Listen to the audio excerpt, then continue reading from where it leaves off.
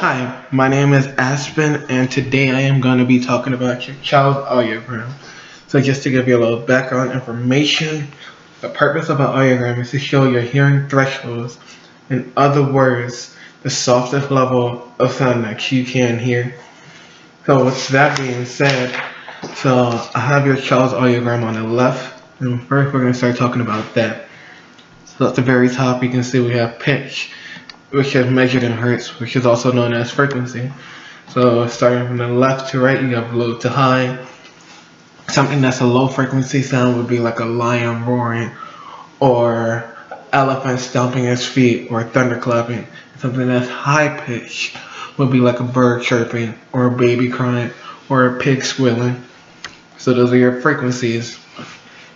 And if you look to your left, you have your hearing level, which is measured in decibels, which is also the same as intensity. So that's how loud the sound is being presented. So if you look to your right, we have the different type of hearing losses, of course starting with normal down to profound. So with that being said, if we take a look at your audiogram, your child's audiogram, we're showing a bilateral moderate sensorineural hearing loss. So if you look to the right over here, these are the symbols that we use on the audiogram, which is air condition unmasked for the right and left, and bone conduction unmasked for the right and left. I'll tell you what air conduction means and bone conduction means in just a second. So if we take a look, the blue X's are for the left ear, and the red circles are for the right ear, which was tested via air conduction.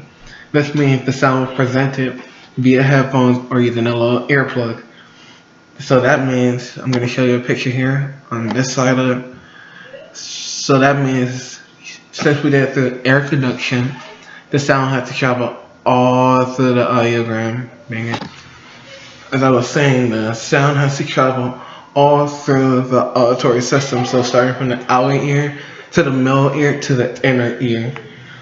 And that's what air conduction means.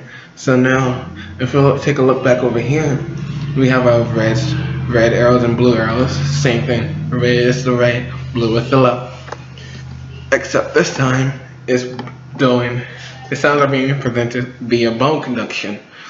And bone conduction is a little different. So bone conduction, the sounds are sent through your skull and directly to your inner ear, which is your cochlea. Your sound is bypassing the outer and the middle ear, going straight to the cochlea. So these two tests help us identify what kind of loss is being presented. Because bone conduction bypasses the external and middle ear, whereas air conduction travels to the whole ear system, auditory system, excuse me. So with that being said, if we could figure out there was something wrong in that, if we tested for air conduction and there was an air bone gap, we could see if there was a problem with, your malleus, incus, or stapes, which is all part of your middle ear in this area here. So back to your child's audiogram. Like I said, he's presenting a bilateral sensorineural hearing loss, moderately severe sensorineural hearing loss. But when he's aided, he's being presented at normal hearing level. So if we take a look at this audiogram here, this is what we like to call this is a different type of audiogram that shows sounds that are being presented. So if we look at your child's audiogram, he's around 50 and 70. So if we look at this over here at 50 and 70 in the moderate area, you can see he's not getting that many speech sounds. This yellow area here is called the speech banana. And that speech banana it's the region that's the region which all sounds for speech fall on the audiogram. And as you can see, his child not getting that many sounds in that area, so that's a major concern. So if we also look at this chart here, knowing that your child is around from 50 to 70, we know that the softest sound that your child can hear is a baby crying, a vacuum cleaner, and just a few ling sounds, but not many. So your child can hear from a baby crying, a dog barking, a piano being played, and to some people that's very loud. But for your child, that's the softest sound that he can hear. A typical normal hearing child, they can hear water being dropped, rustling leaves, birds chirping. So you can see the difference of sounds that your child is missing out on. But when he is aided, he is presented within normal limits, so he is able to hear the water being dropped. He probably won't be able to hear the rustling leaves, but he can't hear the birds chirping. So you can see that big gap that's filled in between. So now I'm going to show you what it sounds like.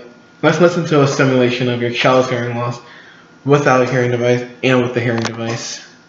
People say, what a dull gray day. When clouds cover the sun, the whole world seems dull and gray. The sky is gray. The water in the looks brown and muddy. The grass is a... So what you just heard was a moderate hearing loss. Now we're going to listen to when your child is aided. On rainy days, people say, what a dull gray day.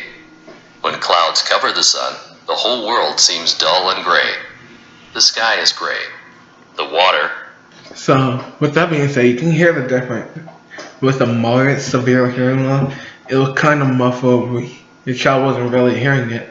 But when he is aided, the words are much clearer. You can hear what the adult is saying. So we can see the difference between your child being aided versus to not being aided. And